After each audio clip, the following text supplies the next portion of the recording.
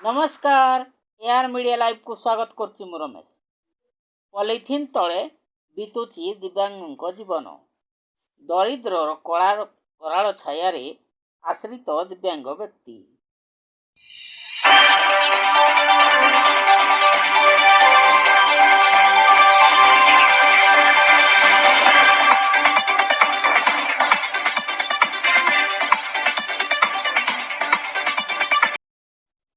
एभली एक अभावनीय दृश्य देखा मिली केन्दुझर जिला तेलुकी ब्लॉक अधीनस्थ खुंटापड़ा ग्राम पंचायत पोलाडरा ग्राम ठारे।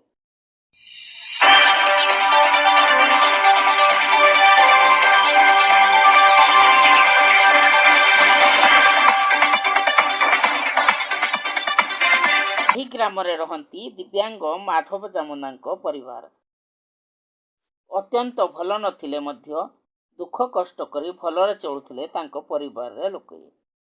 तांकरी चारि पुओ बहु नाती एवं नातणी सहित सुखरे दिन बीती जाउथला, किंतु दिने तांको परिवार को घुटी आसिला दुखर कला बादल।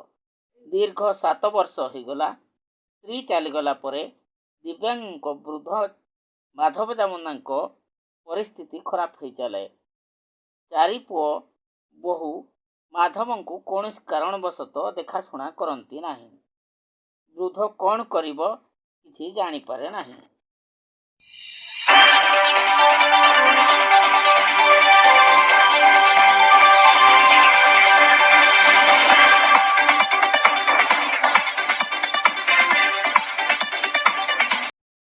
सरकारी सहायता रे घर खंडे मिलथिले मध्य परिस्थिति चापरे से पूरा करि पारंती नहीं। तत्परे उक्त घरटी को पुओ बहु कब्जा करि नियंती। फलरे वृद्धंकर रहिबा पई असुविधा हुए। एणु से अन्य उपाय न पाई पाइखाना घर को लगी एक पॉलिथिन टाणी तारि तले पड़ी रहितंती।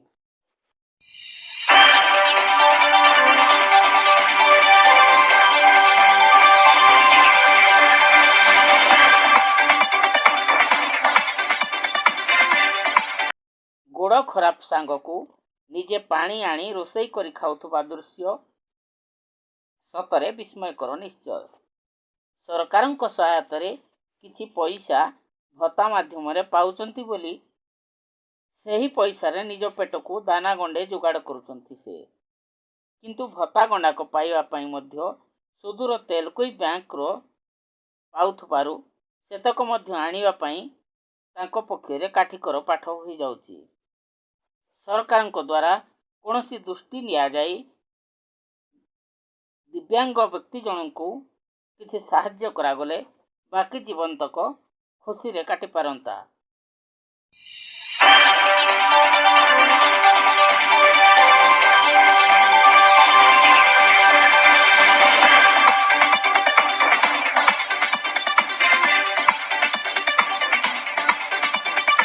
तेलुगु देवानंद महंत को रिपोर्ट एआर मीडिया लाइव।